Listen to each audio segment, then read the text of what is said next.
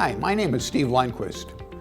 I've written a book called True Leadership, Where Is It? Big Politics and Big Business. This is part 3 in a video series of 3 videos. And this one is about what we need to do as all of us, people, our political leaders at the highest levels of federal politics, and our big business leaders. We're going to start today with the political leaders.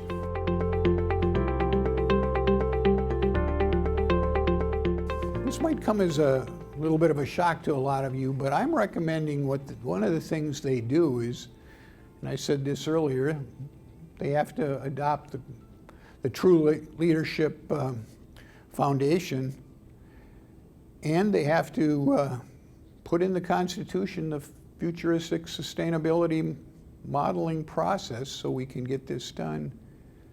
But frankly, they also need to get rid of political parties. Now that's going to be an interesting thing to a lot of the politicians and probably even interesting to you. But getting rid of political parties is, for the most part, the thing that we need more than anything in order to solve some of these problems. Because political parties create groups that are smaller than all of us. The parties themselves are a group like that. Each party, for the most part, dictates what the platform is, which is the ideas that are behind the political party's process of legislating. Party systems control the politics. But what they do that's even worse than controlling the politics is divide us. They make us pick and choose based on some set of rules that the party sets up as their platform about what's acceptable and what's not acceptable. And what we really need as people, we need to spend some time hearing the politicians and what they actually stand for. Now, we get a lot of commercials and everything else for the most part, but they're all the party platform regurgitated for the particular politician. What we want to do is get politicians that actually really work for us. And if they really are going to work for us, they need to start looking at how they're working for us. And how they're working for us is totally different than the party platforms in most cases. And how they need to be working for us is actually connecting things together, connecting with us, connecting the problems and the solutions that we need. And we need a new system, operating system. And that operating system, like we said, is futuristic sustainability, where we're looking to the future in solving problems before they get here. We need politicians that think about us and not themselves. They think about how we're going to get ahead of the game, not how they're going to get reelected. And one of the things that I'm recommending is a 3-party process in the House and in the Senate of the Speaker of the House, and I'm going to call it the Speaker of the Senate. Because we can't any longer have one person in our highest levels of government making decisions about how we're going to move ahead. We have to have kind of people talking to each other and figuring out that process.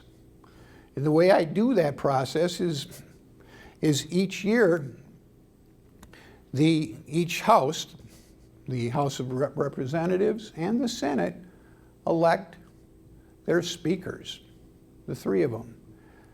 But in order to move the processes ahead on the biggest of items, the 3 of them have to agree. We don't get one person making a decision that we can't get, frankly, 2 of our fellow teammates, if you will, call it on that, to agree with them.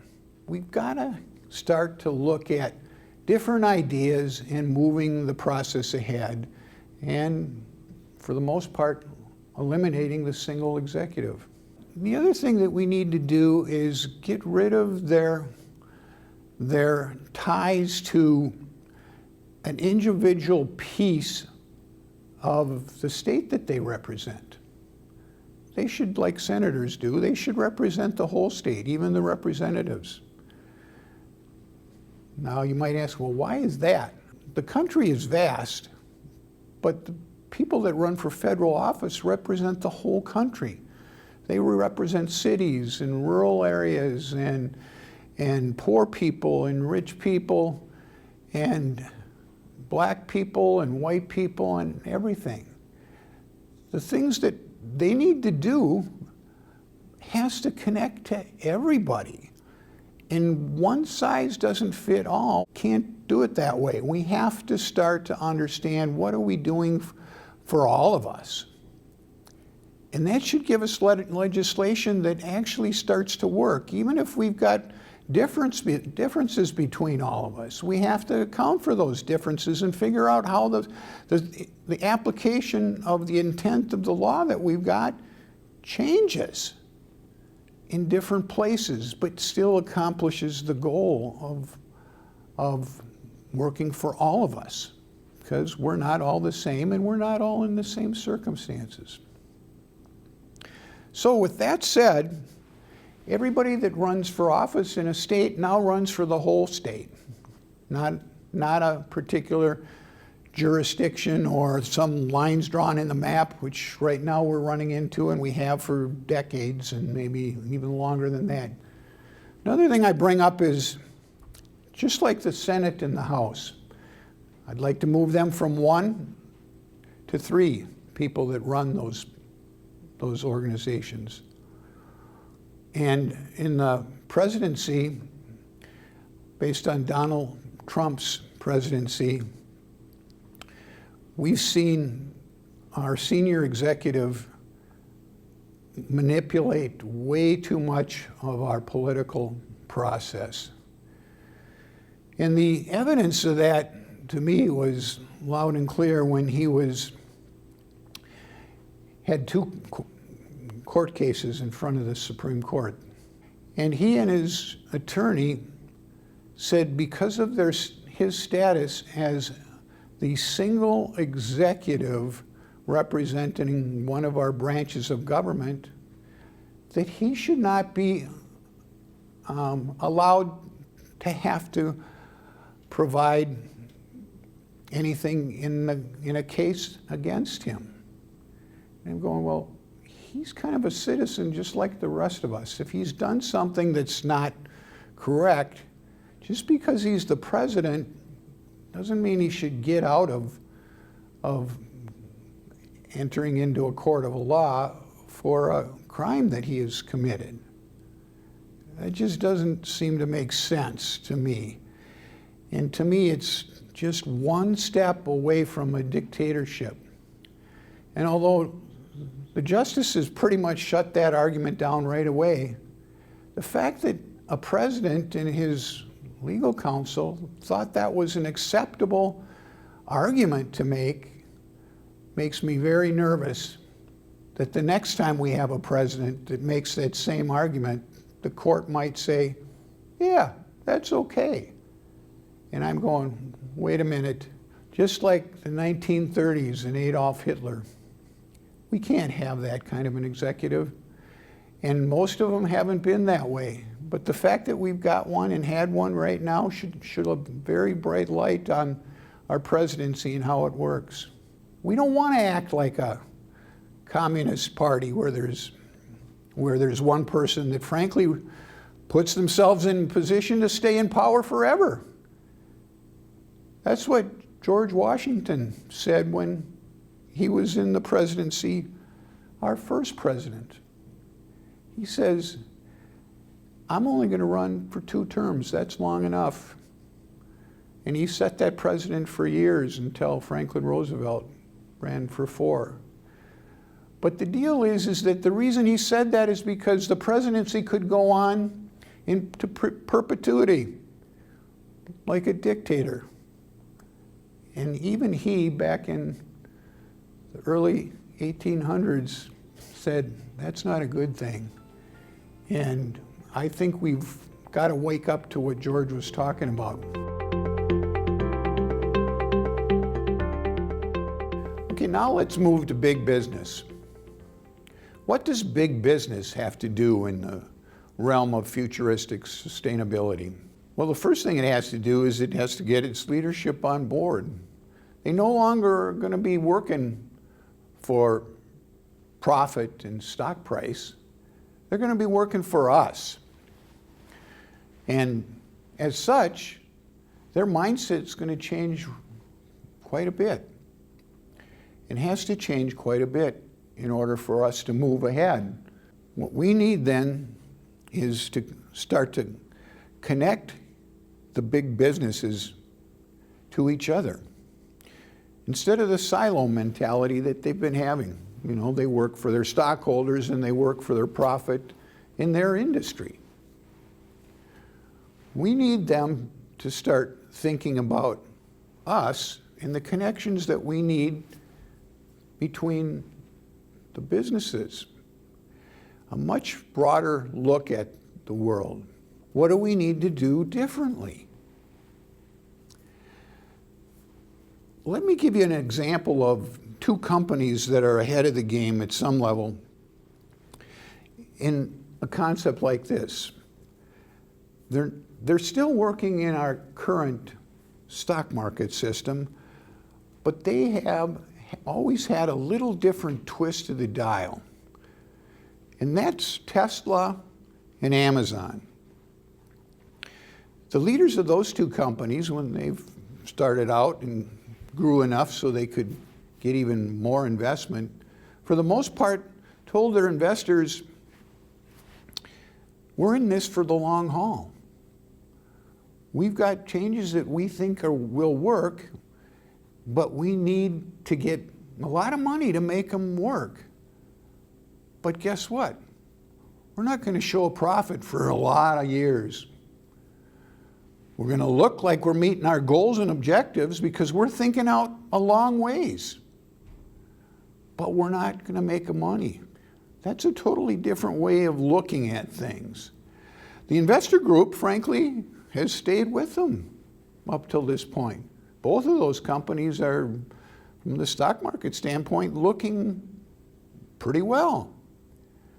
But what's driving their stock price if they're not making money? What's driving their stock price is the same thing in the long run that we need to do differently. It's driving the stock price because they're meeting the goals of their long-term plan. Now let's get to our part.